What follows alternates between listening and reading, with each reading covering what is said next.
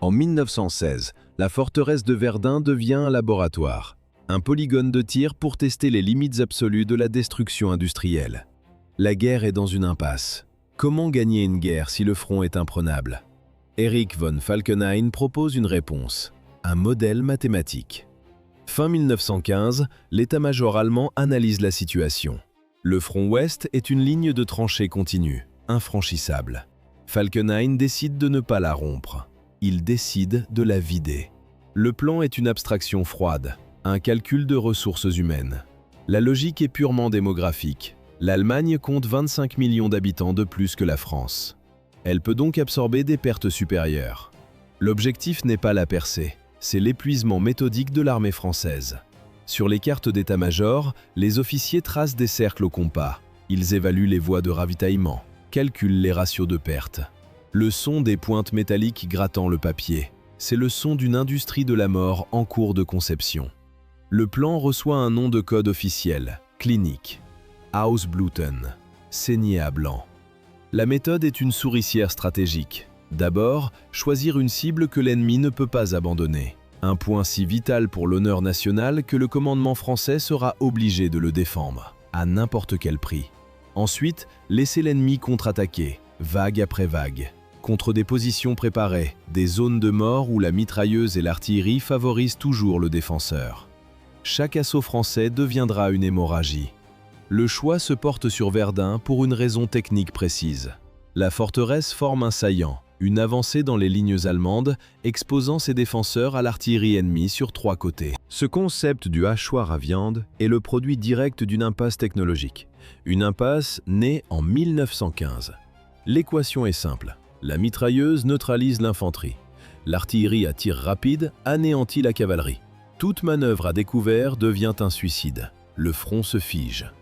La conséquence, 40 000 km de tranchées, l'équivalent de la circonférence de la Terre. Un réseau de terres et de barbelés qui paralyse le front ouest de la Suisse à la mer du Nord. Fin 1915, le bilan est déjà de plus d'1 million de morts, pour un gain territorial quasi nul. Aucune stratégie conventionnelle ne fonctionne. La procédure d'attaque devient un rituel mécanique. D'abord, des jours de préparation d'artillerie, des millions d'obus pour détruire les défenses. Puis, l'assaut. Des centaines de milliers d'hommes. Ils atteignent la première ligne, au mieux. Mais la deuxième ligne reste intacte. Le fil de fer barbelé n'est pas coupé. Les nids de mitrailleuses ouvrent le feu. Une contre-attaque repousse les survivants à leur point de départ. Le commandement envoie alors la vague suivante contre les mêmes barbelés. Le plan d'attrition de Falkenhayn nécessitait une cible idéale. Une anomalie géographique. Verdun était cette anomalie. L'unique artère logistique reliant Verdun au reste de la France était une seule route et une voie ferrée à voie étroite. Le chemin de fer du Meusien. Partant de Bar-le-Duc, sa capacité était physiquement insuffisante pour ravitailler un groupe d'armées en obus lourds. L'artère était une proie, facile à couper. Cette vulnérabilité était aggravée par la géographie. Depuis la capture allemande de Saint-Mihiel en 1914, la position française formait un saillant. Une avancée profonde en territoire ennemi. Le symbole national, forgé depuis le traité de Verdun en 843, était devenu un levier stratégique pour l'ennemi. Les Allemands savaient que l'état-major français sacrifierait tout pour le tenir, une certitude mathématique. La zone était une cible parfaite. Le saillant était exposé aux tirs d'artillerie allemands depuis 3 directions. Le centre de ce piège était un réseau défensif. Une architecture de béton et d'acier érigée sur les 2 rives de la Meuse. Comment fonctionnait cette protection? Chaque fort pouvait couvrir ses voisins par des tirs d'artillerie. Un feu croisé, conçu pour saturer chaque mètre d'espace entre les anneaux de défense. Une toile d'araignée mécanique. Le système s'organisait en 2 cercles concentriques. L'anneau extérieur comptait 22 grands forts sur les hauteurs. L'anneau intérieur, 6 forts plus petits, plus proches de la ville de Verdun. Entre eux, des dizaines de positions fortifiées secondaires. La structure était technique, béton armé, portes en acier, tourelles de canon. À l'intérieur, le son sourd des pas sous des mètres de voûte. C'était une machine de guerre conçue pour être impénétrable. L'offensive allemande se concentra sur une seule direction, la rive droite de la Meuse. Mais cette machine de guerre impénétrable a une faille. Une faille creusée non par l'ennemi, mais par l'état-major français lui-même. 1915. L'armée française sabote sa propre infrastructure. Les treuils grincent sous le poids des canons. Les tourelles de 155 mm sont arrachées de leur béton. Les munitions sont chargées sur des trains, direction d'autres fronts. Les embrasures restent vides. La cause, une paranoïa stratégique. Les forts belges s'effondrent sous les obusiers allemands de gros calibre. L'état-major observe et tire la mauvaise conclusion. Un drame hante leur esprit, le fort de Lonsin. 12 tonnes de poudre touchées par un seul obus. L'explosion, équivalente à un missile tactique moderne, pulvérise la structure. Le fort est anéanti, des centaines de morts. Le verdict tombe, les forteresses sont des pièges mortels. La doctrine change, on vide les forts de Verdun, même si leur conception est bien supérieure. Béton armé, coussin de sable, conçu pour survivre. Rien n'y fait. Le fort de Douaumont, le plus puissant de la ceinture, était conçu pour 800 soldats. Il se retrouve avec 57 réservistes territoriaux commandés par un seul adjudant. Des tranchées sont inachevées, des positions défensives sont littéralement vides. Sur le terrain, des officiers alertent le commandement sur l'exposition dangereuse de Verdun. Les rapports urgents s'accumulent sans être lus. Le résultat de cette surdité du commandement est immédiat. Le 25 février, la sanction tombe. Fort de Douaumont, la clé de voûte du système, s'effondre. Ce jour-là, le sergent pionnier Félix Otto Kunze et ses 10 sapeurs atteignent le fossé. Une brèche, ouverte par un obus allemand, perfore le mur. Kunze a une idée. Entrer. Ses hommes refusent, trop risqué. Il y va seul, armé d'un simple fusil. Kunze s'enfonce dans les couloirs sombres, vides. Il suit le bruit du dernier canon, une pièce de 75 mm qui tire encore à l'aveugle. Il trouve les 4 artilleurs, les capture, les enferme dans une pièce. Il continue. Plus loin, il découvre un réfectoire. Sur les tables, la nourriture est encore chaude, l'odeur du repas abandonné. Kunze s'assied et il mange. Peu après, ses renforts arrivent. Bientôt, ils sont 90 Allemands à l'intérieur. Le fort est pris, sans un coup de feu, sans une seule perte. La chute de Douaumont provoque une onde de choc en France, mais le véritable prix sera payé plus tard. Pendant les 8 mois suivants, les Français lancent des contre-attaques désespérées pour reprendre ce qu'ils ont abandonné. Le coût est de près de 100 000 hommes, la population d'une ville entière, éliminée pour corriger une seule erreur de l'état-major. Une seule de ces attaques mobilise 12 000 soldats. 36 heures plus tard, l'assaut est repoussé avec près de 6 000 pertes. 21 février 1916, 7h15 du matin. Sur la rive droite de la Meuse, 1200 canons allemands ouvrent le feu simultanément. Parmi eux, des monstres. Des obusiers de siège de 420 mm. Des pièces navales de 380 mm, conçues pour la mer, retournées contre la terre. Quelle est la physique de ce mur de feu? Un système. 9 heures de destruction programmée. Sur un front de 20 km, cela signifie qu'un canon lourd est installé tous les 16 mètres. Une densité de feu industrielle, jamais vue. L'algorithme est méthodique. Première cible, les tranchées de première ligne. Deuxième cible, les voies de communication. Troisième cible, les positions d'artillerie française. Cible finale, les bois en arrière-plan, pulvérisés pour anéantir les réserves. Pendant 9 heures, le sol ne cesse de vibrer. Les ondes de choc liquéfient la terre, la transforment en boue. À 16 heures, l'infanterie allemande avance prudemment. Elle sonde un paysage qui n'existe plus. La résistance est inattendue, mais elle est là. Le front ne cède pas complètement, pas encore. Les défenses françaises s'effondrent secteur par secteur, lentement. Le 24 février, la ligne extérieure est entièrement percée. Les divisions qui la tenaient sont désintégrées. Pour nettoyer les derniers abris, une nouvelle tactique est employée.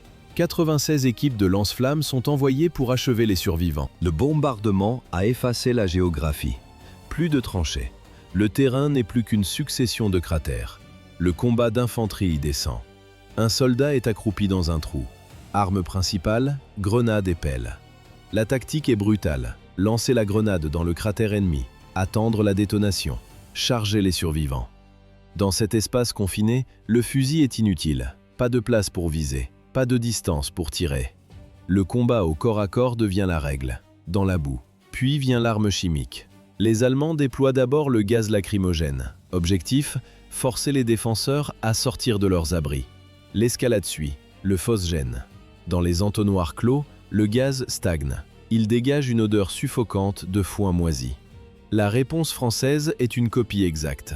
L'armée reçoit l'ordre de riposter avec le même agent chimique. 2 500 000 soldats français passeront par Verdun.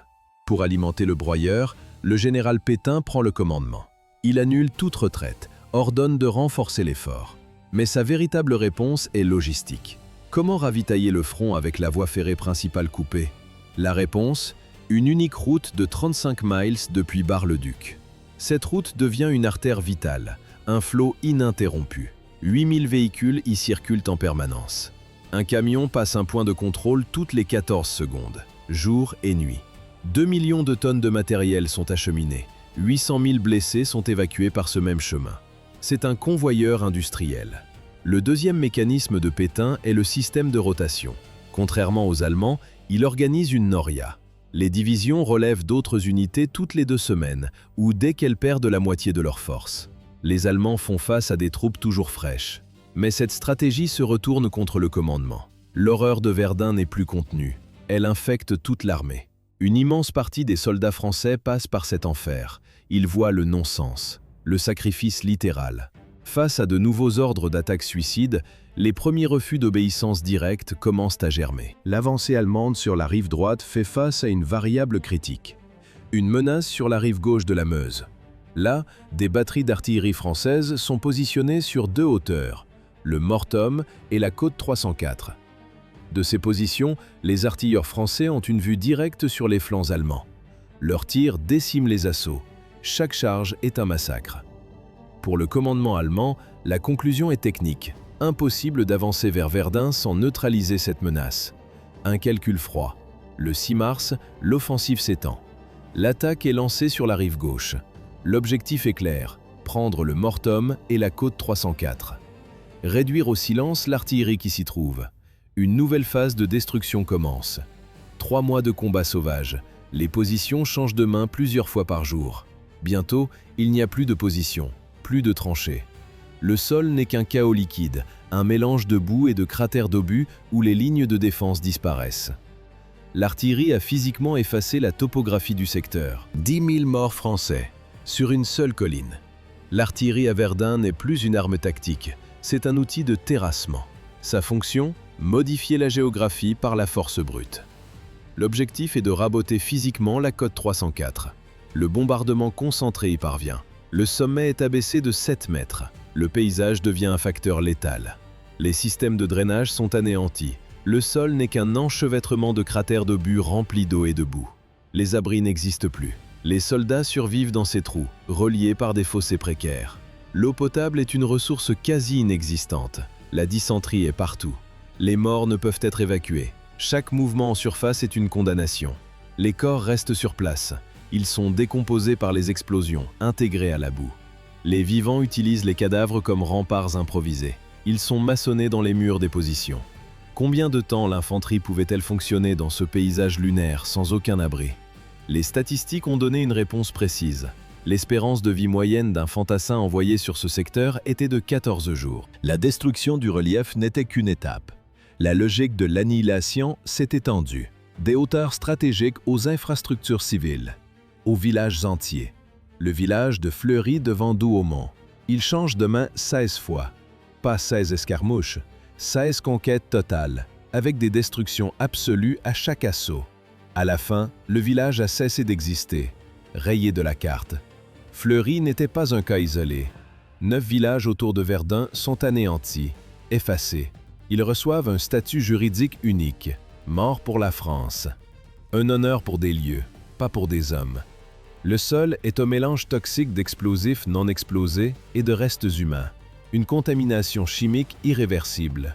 L'odeur métallique des résidus de gaz imprègne la terre. L'interdiction est totale. Pas de reconstruction, pas d'agriculture. L'État a officiellement exclu ces secteurs de toute exploitation agricole. La destruction en surface n'est qu'une partie de l'équation. L'autre se joue sous terre. À l'intérieur du fort de Douaumont, occupé par les Allemands. Là, une concentration humaine critique déclenche sa propre catastrophe. Le fort a été conçu pour 600 hommes. Début mai, 3000 soldats allemands s'y entassent, soit un dépassement de capacité de 500%. Les couloirs sont saturés. Hommes, matériel, munitions françaises non évacuées. Que se passe-t-il quand on stocke du carburant pour lance-flammes à côté d'obus ouverts? Une catastrophe, déclenchée par une seule étincelle. Cette étincelle vient d'une routine matinale. Des soldats préparent leur café, leur réchaud, des caisses de cordite retournées, leur combustible, la poudre extraite de grenades à main. Un feu éclate. Il atteint immédiatement le combustible pour lance-flammes stocké à proximité. Le 8 mai, une épaisse fumée noire envahit les galeries inférieures. L'incendie devient incontrôlable à une heure précise.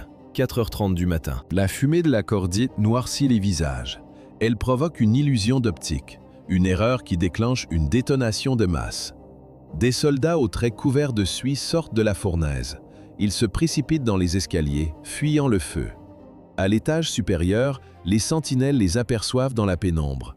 Ils ne voient pas des camarades, ils voient des troupes coloniales françaises. La panique éclate, un cri retentit. « Les Noirs arrivent !» La réaction est immédiate. Des grenades sont lancées sur leurs propres hommes. Les explosifs atterrissent directement sur un dépôt de munitions françaises. Des obus de 155 mm laissés par l'ancienne garnison. La première détonation déclenche une réaction en chaîne. Les stocks de grenades et de détonateurs s'enflamment. 3 explosions massives déchirent l'intérieur du fort. L'onde de choc se propage. Elle se réverbère sans fin contre les murs étroits en béton. Dans un espace clos, la surpression tue plus vite que les éclats. Le bilan est une catastrophe interne. Entre 700 et 800 soldats allemands sont tués. Près de 2000 autres sont blessés. Les survivants se battent pour sortir, bloquant les issues dans une panique totale. Les tirs d'artillerie incessants empêchent toute évacuation des corps. Les survivants restent, ils continuent le combat. Mais le fort reçoit un nouveau nom de la part de ceux qui vivent à côté des morts. Sargdeckel, le couvercle du cercueil. Les restes de ces hommes sont encore aujourd'hui scellés dans les murs du fort de Douaumont. La faille critique des communications souterraines, fatale aux Allemands de Douaumont, se répète le 4 septembre. Côté français, dans le tunnel de Tavannes. Le bilan est une copie carbone, plus de 500 soldats morts, asphyxiés, brûlés. L'armée française aurait-elle pu éviter un tel incident? Non. L'impasse logistique dictait les mêmes violations de protocole. Le tunnel de Tavannes, long de 1000 mètres, est une artère vitale surchargée. 3000 hommes s'y entassent. C'est une caserne, un poste de secours et un dépôt de munitions. Sans ventilation, presque sans air. Le soir, un mulet panique à l'intérieur. L'animal est chargé de fusées de signalisation et de munitions. Les fusées s'enflamment. La bête s'enfonce dans le tunnel, propageant le feu. Le couloir de 1000 mètres, privé d'aération, agit comme une soufflerie. La traction amplifie les flammes. Elles atteignent l'essence, les caisses de grenades. Des explosions déchirent l'espace clos. Les survivants qui parviennent à l'extérieur sont accueillis par les obus allemands. Des Allemands qui ignorent tout de la catastrophe. Le commandement français censure totalement l'incident. Si les 3000 soldats du tunnel de Tavannes sont les victimes du hasard, le fort de Vaux est la cible d'un assaut méthodique. L'objectif est vulnérable, 4 fois plus petit que Douaumont, désarmé un an plus tôt, aucune artillerie. Ces murs en béton présentent 7 brèches, simplement comblées par des sacs de sable.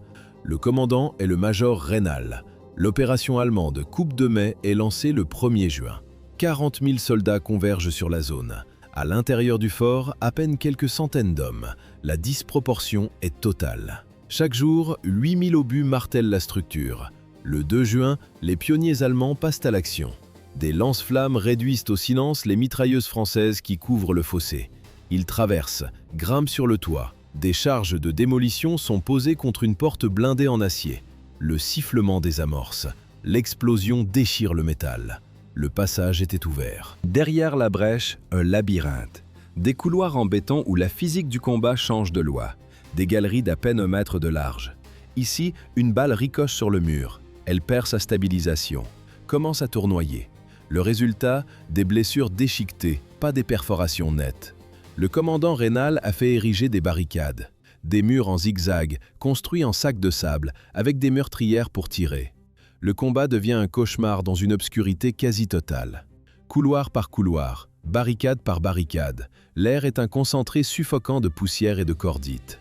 Le 4 juin, les Allemands déploient 6 lance-flammes à l'intérieur. Des jets de feu liquide se déversent dans les tunnels d'accès. Mais le flux bute contre les barricades sinueuses. Pourquoi les équipes de lance-flammes ne peuvent-elles pas nettoyer les salles? Les couloirs étroits transforment le moindre obstacle en une impasse absolue. Le 5 juin, la tactique change. Les Allemands scellent les puits de ventilation. Ils injectent de la fumée et du gaz toxique. Pendant ce temps, la garnison s'épuise. Les hommes vérifient le système d'eau du fort. Il ne reste qu'environ 30 litres. Une eau contaminée. La soif devient intolérable. Les soldats lèchent l'humidité et le suintement visqueux sur les murs de pierre. Malgré le feu, le gaz et l'asphyxie, les troupes allemandes n'ont jamais progressé de plus de 70 mètres. L'assaut dans les galeries est un échec. Les lance-flammes sont bloquées. L'ennemi n'est plus le soldat, c'est la soif. Le 4 juin, à 11h30 du matin, la communication est coupée. Le commandant Raynal n'a plus qu'un seul pigeon voyageur, le Vaillant. L'oiseau est déjà affaibli par le gaz. Des soldats le portent vers une meurtrière pour qu'il respire. Raynal attache un message final à sa patte. « Tenons toujours, urgent de nous dégager, ceci est mon dernier pigeon. » L'oiseau traverse le gaz et le feu ennemi. Il atteint le colombier de la citadelle de Verdun. Il délivre le message et meurt. Il est décoré de la Légion d'honneur, seul animal à recevoir cette distinction durant toute la guerre. Le 6 juin, la garnison n'a plus une seule goutte d'eau. Après 6 jours de combats souterrains, la décision est prise. Reddition. Le bilan français, environ 50 morts. Le bilan allemand pour la prise d'un fort sans artillerie, 2752 soldats et 64 officiers tués. Les troupes allemandes entrent dans la forteresse. Les survivants français sortent des galeries.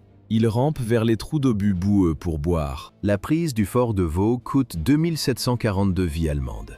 Un prix démesuré. Pour une percée décisive, le commandement allemand change de tactique. Le 22 juin, l'artillerie ouvre le feu. 110 000 obus chimiques s'abattent sur les positions françaises. Une nouvelle formule, le phosgène. Ce gaz est plus lourd que l'air. Il s'infiltre au fond des tranchées et contourne les filtres des masques standards. Environ 1600 artilleurs français sont mis hors de combat. Leurs canons se taisent.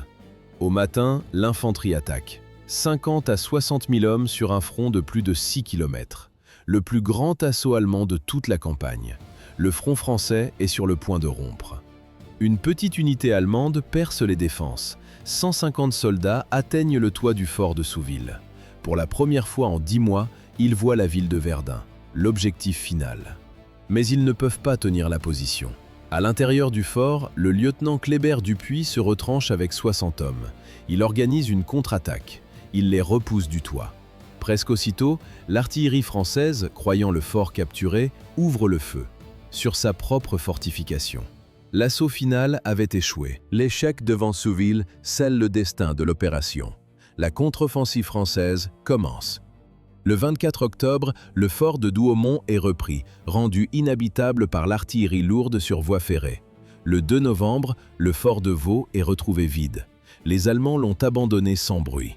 Le 18 décembre, la bataille est officiellement terminée. Durée totale, 302 jours. Résultat, la ligne de front est revenue à son point de départ. Aucun gain territorial. Bilan français, 377 000 pertes. Bilan allemand, 337 000.